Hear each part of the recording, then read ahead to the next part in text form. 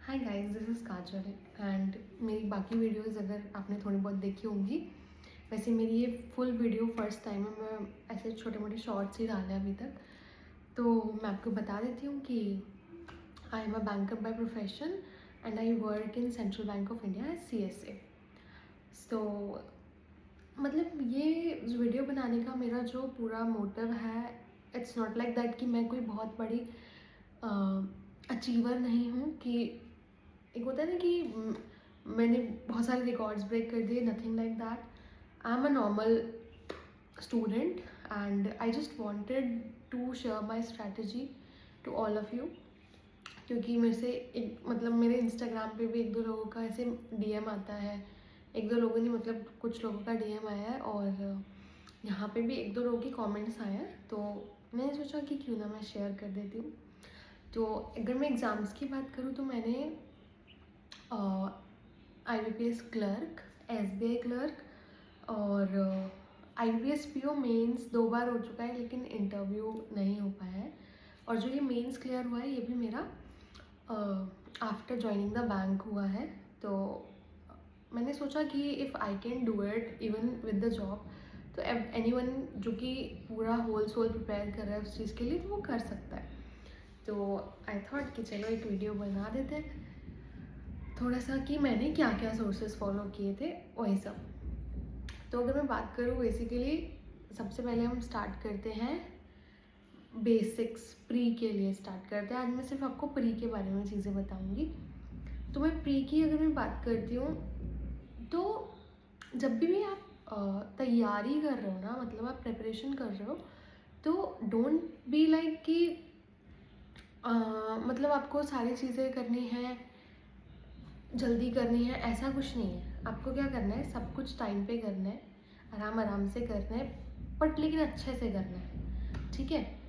तो मैथ्स हुआ, रीजनिंग हुआ, पहले बेसिक्स क्लियर करिए। बेसिक्स क्लियर नहीं होंगे तो आप कुछ भी कितना भी जल्दी कर लो, कोई फ़र्क नहीं पड़ेगा। बेसिक्स इन द सेंस कि अगर एक क्वेश्चन इस तरीके से है ना, वो किसी भी तरीके से आपसे पूछ ले, तो आपको पता होना चाहिए कि मैं इसको कैसे कर सकता हूँ। ये तो इसके लिए एक सर है यूट्यूब, मैंने सारी प्रिपरेशन अपनी यूट्यूब से की थी, मैंने कोई कोचिंग वगैरह तो नहीं ली थी। तो कौशिक मोहंती सर हैं, मतलब उनकी वीडियोस आप देखोगे यूट्यूब पे, इतना ज़्यादा ऐसे बिल्कुल बच्चों के जैसे समझाते हैं वो, और बेसिक्स के लिए वो बहुत अच्छी है। तो वो गए, मतलब मैंने तो वहीं से स्टार्ट किया था। वो SSC वगैरह के लिए भी आई थिंक, मैथ्स तो क्या है कि जो हमारे टॉपिक्स है जो कॉमन है, तो वो कोई भी पढ़ सकता है। तो आप कोई भी टीचर, मतलब मैंने कौशिक मोहंती सर से किया था, तो आप मुझे वो अच्छे लगे। दूसरी चीज़, रीजनिंग मैंने हमेशा से अंकुश लांबा सर से पढ़ी है सिंस द डे वन। और एट द एंड बाद में मुझे थोड़ा सा मेंस के लिए एक दो टीचर अलग से और फॉलो किए मैंने, लेकिन मैंने हमेशा मैंने अंकुश लांबा सर को ही फॉलो किया है। फिर मैं इंग्लिश की बात करूँ, इंग्लिश में मुझे कभी भी मतलब ऐसी ज़रूरत नहीं लगी कि मुझे यार कुछ सीखना पड़ेगा, मुझे ये नहीं आता। मैं 8th तक प्राइवेट स्कूल में थी, उसके बाद मैं गवर्नमेंट स्कूल में थी। तो गवर्नमेंट में तो कुछ नहीं कह सकते कि आपने कुछ नया सीखा है, कुछ भी नहीं। तो जो मेरा बेस था ना वो अच्छा था, तो इस वजह से मेरे को इंग्लिश में कभी कोई ऐसी प्रॉब्लम नहीं हुई।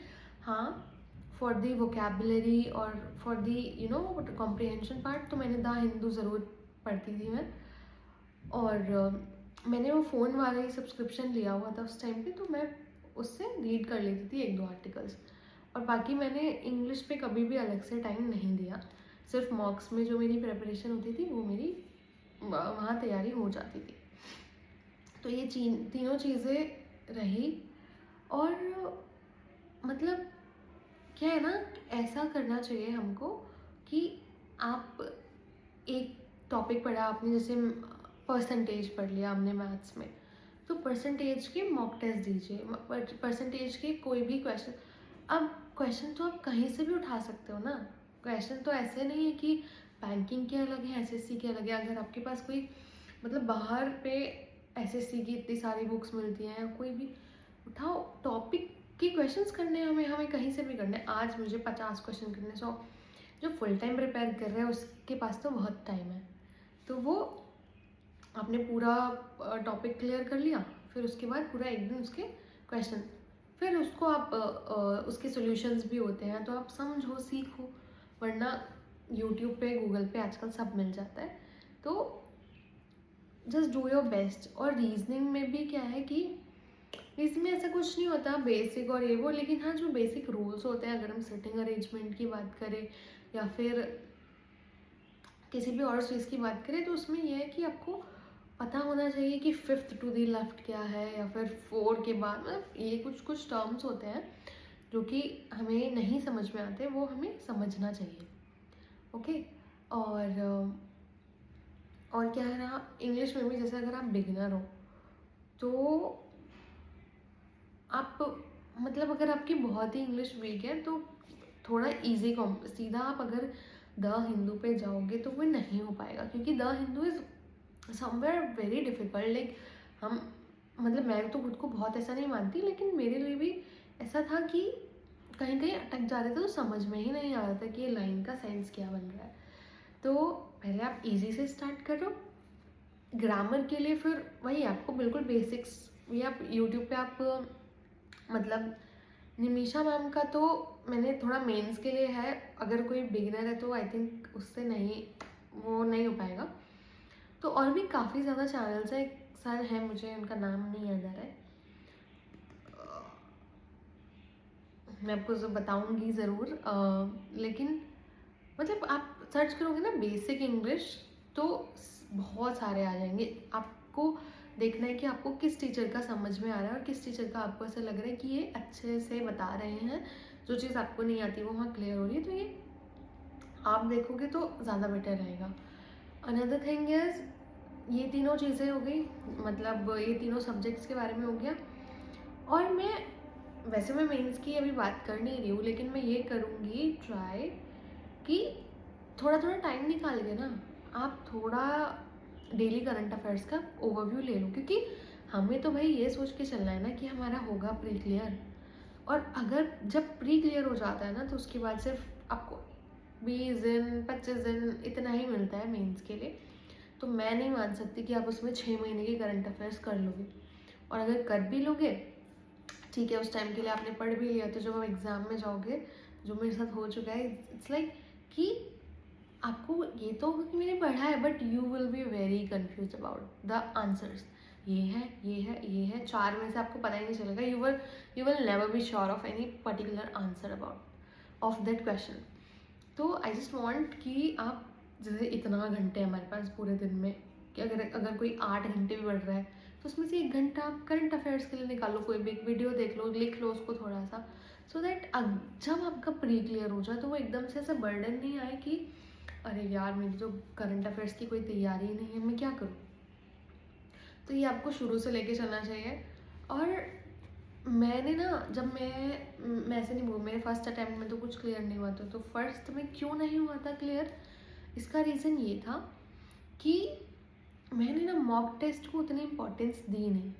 मुझे ऐसा लगता है कि मैं कर तो रही हूँ, मुझे आ रहा है तो ठीक है, मॉक टेस्ट देने से मतलब कोई गाइड करने वाला ऐसा कुछ था नहीं, तो मैंने मॉक टेस्ट को इतनी इम्पोर्टेंस नहीं दी। मैं पढ़ती ज़रूर थी, हर चीज़ करती थी, क्वेश्चन सॉल्व करती थी, लेकिन एक टाइम बेस्ड मॉक टेस्ट का होना बहुत ज़रूरी है। एक तो हैबिट में आ जाता है, जो हमारी पैनिक करने वाली हैबिट होती है ना, मतलब मेरे साथ तो बहुत ही होता है कि टाइम बेस्ड चीज़ों में ना मैं बहुत घबरा जाती हूँ, मेरे को इतनी रश रहता है, और उसकी वजह से जो आती हुई भी चीज़ें वो मैं भूल जाती हूँ। पर इतना था कि आरआरबी क्लर्क में ऐसा होता था, 80 में से 78 की कट ऑफ, और I got 79 marks. It was just because of the mock test, कि आपको पता है कैसे देना है, और आपको एक हैबिट बिल्ड हो जा रही है कि अच्छा ठीक है अब हम कर लेंगे, क्योंकि मैंने बहुत प्रैक्टिस की। तो वो, और वो एग्ज़ाम वाला, मैं ये नहीं बोलूँगी कि आप मॉक टेस्ट दे रहे हो तो एग्ज़ाम में जाके बिल्कुल नॉर्मल होगा, ऐसा कुछ नहीं है। एग्ज़ाम वाली फीलिंग एग्ज़ाम वाली होगी, लेकिन आप उस लेवल पे पैनिक या घबराओगे नहीं जितना हम नॉर्मली, जो जिसने मॉक टेस्ट दिया ही नहीं, जिसने टाइम वेस्ट चीज़ें फेस की नहीं, उसको बहुत प्रॉब्लम होती है। तो जैसे पहले टॉपिक्स कंप्लीट करो, फिर उसके मॉक टेस्ट परसेंट मतलब टॉपिक वाइज टेस्ट भी होते हैं साइट्स पे, तो आप वहाँ से भी दे सकते हो टाइम वेस्ट। वरना वो आपको जैसे करना है करो, बट लेकिन जब आपका हो गया कि सिलेबस ऑलमोस्ट कंप्लीट हो गया, तो आप मॉक टेस्ट देने की फ्रीक्वेंसी बढ़ाओ।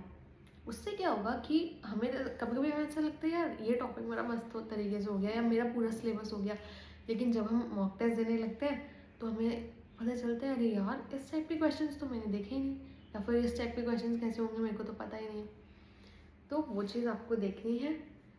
और मैं फिर से वही बोलूँगी कि मैं बहुत ही ऐसे कोई वो नहीं हूँ कि जो मैं सिर्फ अपने जो एक्सपीरियंसेस है ना वो मैं आपको बताऊँगी।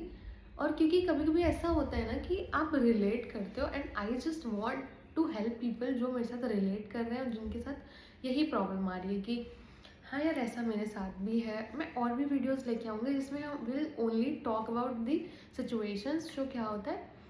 और यहाँ मैंने भी बहुत अटेम्प्ट्स दिए हैं, एंड ये CS से मैं बनी तो I was very happy about it. उसके बाद भी मैंने PO के लिए ट्राई किया 2 बार, तो 2 बार में ये हुआ कि मेंस तो क्लियर हो गया। फर्स्ट टाइम में इंटरव्यू भी अच्छा था तो मैं बहुत पॉइंट से रही थी, और बट सेकेंड टाइम का ये था कि I was less interested, just I gave exam just because my parents wanted to, तो मैंने थोड़ा सा इस बार मार्जिन ज़्यादा था मेरे क्लियर ना होने में exam, but it's okay. I think I am getting time to make my mind कि एक्चुअली में व्हाट आई वांट डू। और अभी तो क्या है ना कि मुझे ऐसा लगता है अभी तो इंटरनल प्रमोशन ही हो जाएगा कुछ टाइम बाद, तो why to start with zero again. तो दैट्स वाई ऑल्सो इस टाइम अब मैं इसके बाद मैं ट्राई नहीं करूँगी कि मैं कोई एग्ज़ाम दूँगी या नहीं। और या सो बाय। एंड अगर आपको ये वीडियो अच्छी लगी हो तो लाइक कर दीजिएगा, और लाइक मत करना, बस अगर कोई क्वेरी हो तो आप कमेंट्स कर देना। मैं ज़रूर नेक्स्ट वीडियो में आपके उन सारे सवालों का जवाब दूँगी। Bye bye.